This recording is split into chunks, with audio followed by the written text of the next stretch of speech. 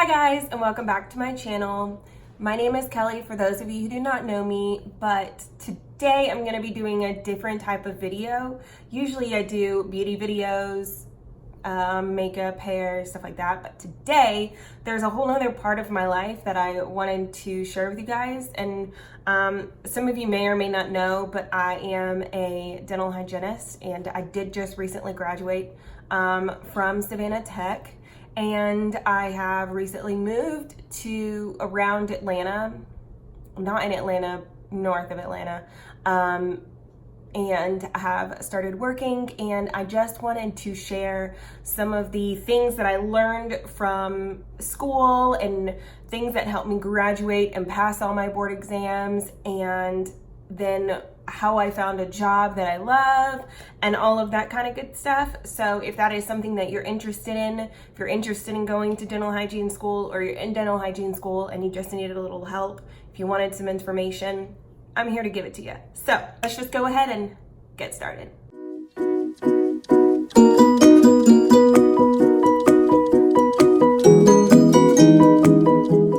So first, you are either getting or trying to get into a dental hygiene program, or you are in a dental hygiene program. This all depends on what school you go to. For my school specifically, Savannah Tech, it was mainly you needed to get A's in your science classes. And then if you were a dental assistant, that gave you a couple of points, I think. Having a bachelor's degree or any other college degree previous to this would help. Making sure that you're an in-state tuition student helps. All of those kind of factors. So if you're trying to get into a program, I would just suggest talking to the head of the department or the admissions, whoever makes the decision, setting a meeting with that person and figuring out what you need to do in order to get into that program. A lot of programs are super competitive. I know that mine was. And once you're in, right? We've gotten into our program. So exciting. And the first thing you're gonna want to do is to establish a time. So for me, I also worked basically full-time. I worked about 35 hours a week. For me as an adult, someone who couldn't get any financial aid, things like that, I needed to have a job. So I had to set a specific time to study. I had to figure out how I studied, what I needed to do for all of those kinds of things. And for me specifically, I would make study guides, and I'll pull one out to show you. This is just a radiology study guide. I would just write down things. I think this was like test 1 or something. I would have diagrams. This is a tube head. This is the actual tube. I would print out charts and stuff, and have it like this. So then once it's all like this, I don't have to go through the book and her PowerPoints and all of those kinds of things. It's just all right here. Once I had all those study guides created, I would create my board binder, right? So all of my study guides for every exam and every class are in here. I'm gonna pick this up so you can see it. I had it tabbed by class. So this is oral pathology. So then we're at my oral pathology stuff. Clinic lecture, perio. So this is my perio review. See, I would put like pictures and stuff in them. So that's just what I would do. Again, I would just figure out what works for you and do that. The second thing is to I don't know, everybody might be different, but my teachers would typically say, okay, this is a board alert, or something like this might be on your board exam. So again, that's something that I would make a copy of, or I would copy it from the book, I would copy it from a PowerPoint, and I would add it into this board binder. I didn't necessarily use the board binder until boards came around. It was just something that kept me organized throughout the process in order so I could be more organized when it came to studying for boards. The next thing is we started clinic in our first semester. We started on mannequins. And so we would do school, like classwork, and we would do clinic work all at the same time, every single time. So for me, I would take a little notebook to clinic, and once I had patients, we had requirements, and I'm pretty sure that every school has requirements that you have to meet. So I'm not gonna really show this like too close, but I would have like each classification that I needed, if I needed what kind of x-rays I needed to keep, stuff like that, period charting, any indices, sealants, stuff like that. And then I would create patient plans. I'm just gonna cover their names, just so you know. Okay, so these would be like patient plans, and I would put down like what classification they are, what x-rays they took, what I needed for them, any kind of thing, and I would just check it off as I went. So that way I made sure that I met all of my requirements, and I never not had a requirement, and I was super lucky in that department. But I was also super organized. So staying organized is your best friend. The whole entire program, you need to stay organized. You need to know when everything is due, because there's gonna be a lot of stuff, like a lot of assignments, a lot of homework, a lot of tests, all those kinds of things. You need a calendar. You need to stay organized. You need to know when all of these things are due. Use a different color. Keep a different book. I don't know, but just figure out what works for you and stay organized. That's all I can say. Stay organized. It saved my life. If you can afford it, or if you get a discount, or if you can get a scholarship to pay for it, or whatever, get loupes. I got mine from Q Optics. I just particularly liked these ones the best. I usually wear glasses, so when it came to picking loupes, I picked loupes that were like this, that I could put my prescription into this lens part. And you can put your prescription into ones that are like safety glasses looking, but I have pretty long eyelashes, and the safety glasses ones have a little insert that goes inside of them, and I found that my eyelashes would like flutter up against them, and it was really annoying. So I guess that's a first world problem, but that's just me. So these are my loupes. I got them in, they weren't actually supposed to be red. That's a funny story. They sent me the wrong ones, and then they let me use these until the ones that I originally ordered had arrived, because Q Optics is really great like that. And mistakes happen, like whatever. And they weren't supposed to be this big or this color. They were supposed to be slightly smaller and gray. But I actually started using these, and when the new ones came in, I was like, I actually don't like those as much. So I was like, hey, can I keep the ones that were wrong and then send back these? Sorry for the communication. Also, you can get loupes without the light. I think the light itself was like almost $500. So if you can't afford the light, it has a little thing, you connect it in there. If you can't afford the light, still get loupes. The ergonomics of you sitting and working will save your back and your neck.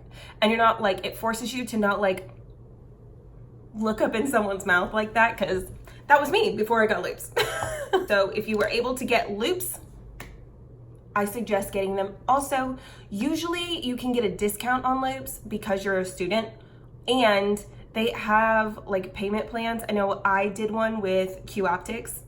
I can't remember how long it was for or what it was for. I think it was like $200 a month until I paid them off, and they were like $1,500, I think. The next step is you're about to graduate, right? You've almost done all of your requirements for clinic. You've basically taken all of your classes.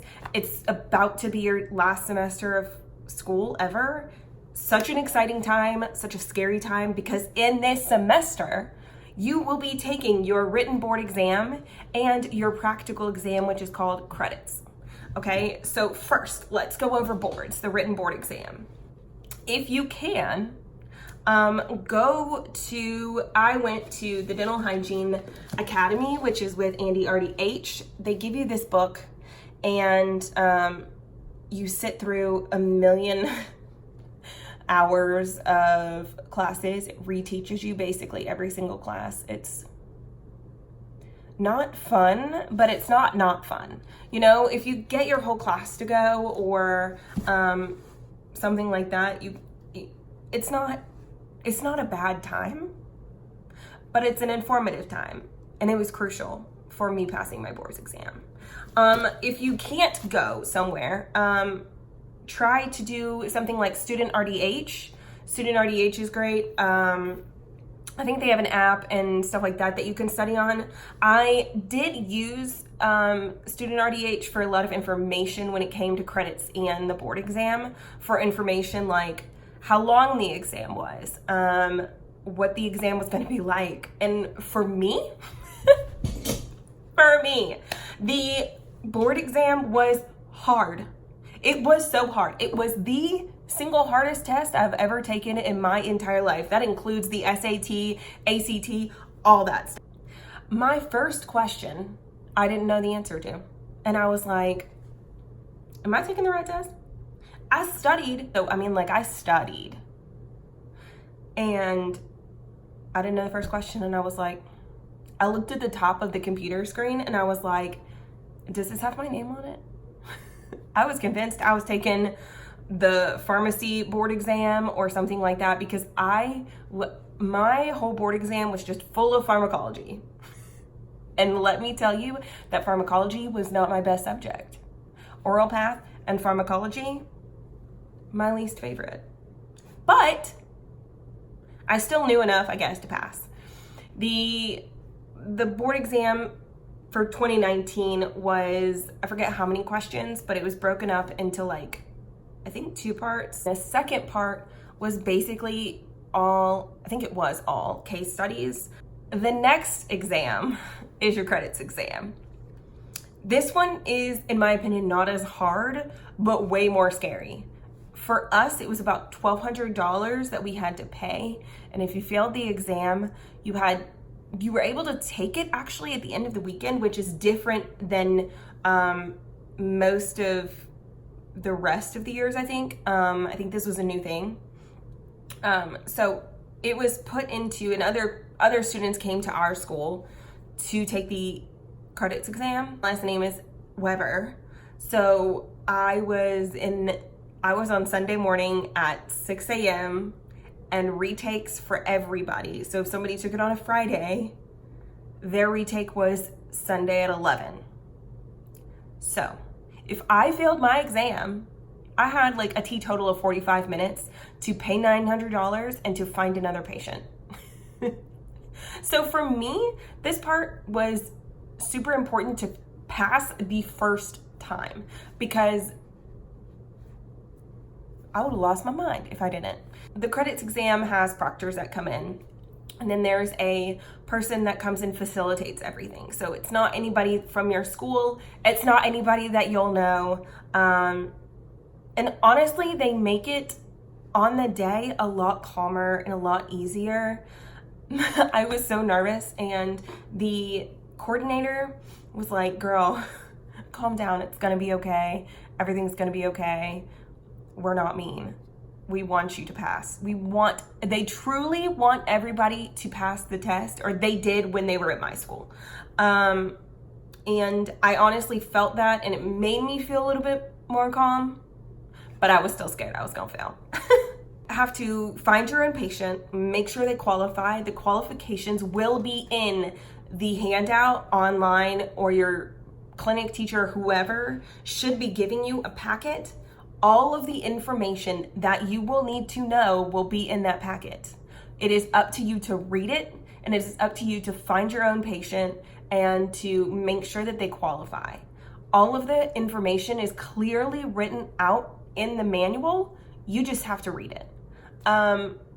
So you get your patient, they qualify, you think. So it's it's credits exam day. And you take your patient, you do all of the medical history and the oral assessment, except for probing. Probing is last. And you take the patient to the coordinator. The coordinator sends your patient to one proctor. Your proctor checks your areas of what should be clickable calculus, subgingival clickable calculus, and they say yes, no, whatever. So your first proctor says yes, they're good. The second proctor says no, it's not good. But the third proctor says yes, it's good. Then your patient qualifies. Your patient comes back to you and you clean those specific teeth that you selected that you thought had the clickable subgingival calculus. So you clean those teeth, you're pretty sure that they're clean. And then you make sure you probe.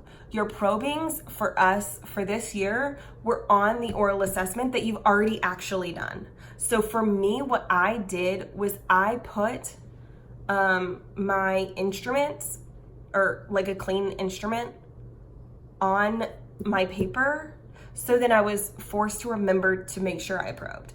It's in a different order, but you have to scale first before you probe, because when they go back and they probe, if you have calculus there, you're gonna hit calculus and you're not gonna get the right probe reading. So you're gonna get points taken off for that. And then you leave. You leave and then your patient leaves and they put it online what your grade is. For the board exam, the written board exam, they literally just give you a pass or fail. If you fail, you get a number score and then they tell you like what you didn't do well on, I think. Like what class or something. I don't know, I didn't fail mine the first time, so I honestly don't know the answer to that question, but I'm pretty sure that they give you like for me, it would have probably been pharmacology. They would have been like, hey, you need to brush up on your pharmacology. For credits, they actually do give you an actual score. So it's like, yeah, I think you have to get a 75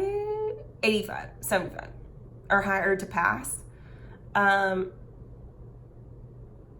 can't remember. I can't believe that I can't remember what the passing score is. Pretty sure it's 75 to 100. I can't remember.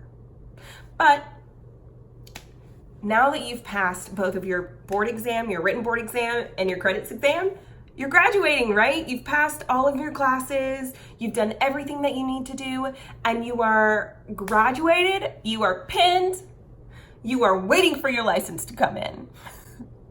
You'll go onto the state's website and they'll, like the Georgia dental website, I forget what it is, but you can Google it and it'll tell you like what the dental website for whatever state you're in.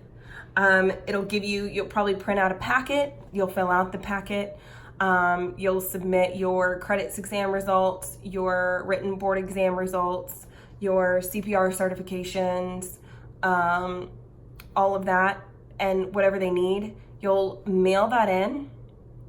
I suggest getting tracking on it to make sure that whatever you sent in actually gets there. So then if they say that they didn't receive it, you have proof that you did. Because you do pay for it. So I took mine to the post office and got tracking on it. It would only cost me like $5 to ship it with tracking. So I suggest doing that just in case. You get your license, so you've got your license. Now it's time to get a job, okay? We've done all of these things.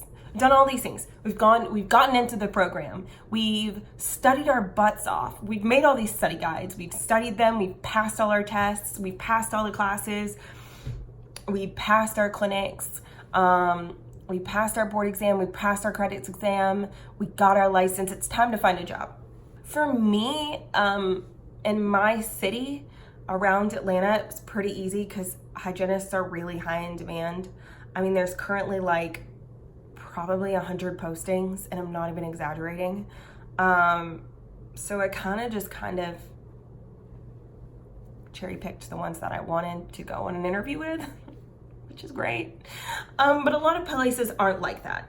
So for Savannah, for an example, a lot of things were just word of mouth, or going to going to an office, dropping off your resume. Let's say you've been to this office before, you've done a rotation or something where you know of an office, give kids a smile, you met a dentist, you thought that you would really like to work with them. So you go to their office, you drop off your resume, you show a face with your name on the piece of paper. That would help.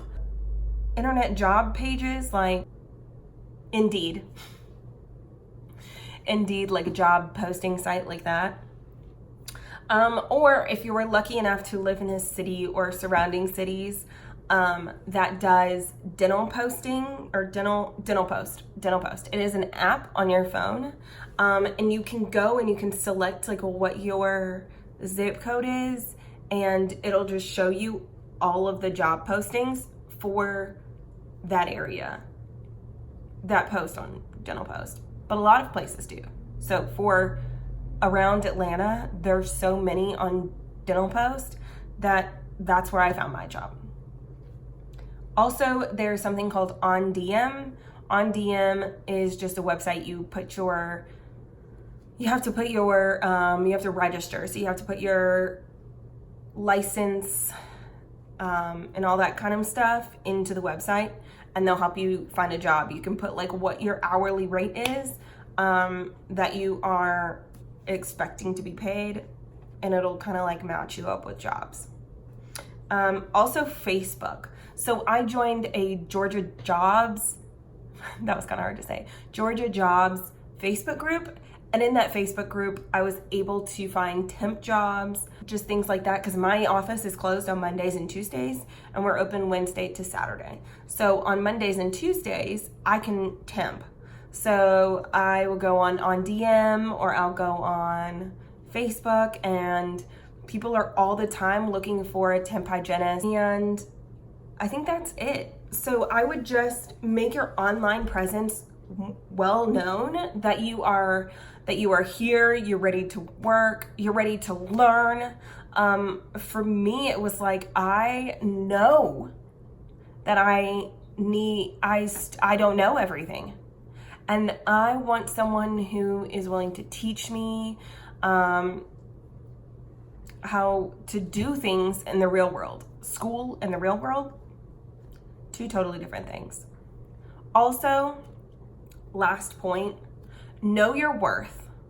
You worked for this license, you got this license.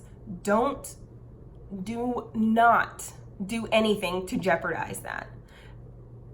A dentist may or may not know the laws. For the state of Georgia, for an example, you cannot work in the office on a patient with a scaler in their mouth without having the dentist in the facility, in the office.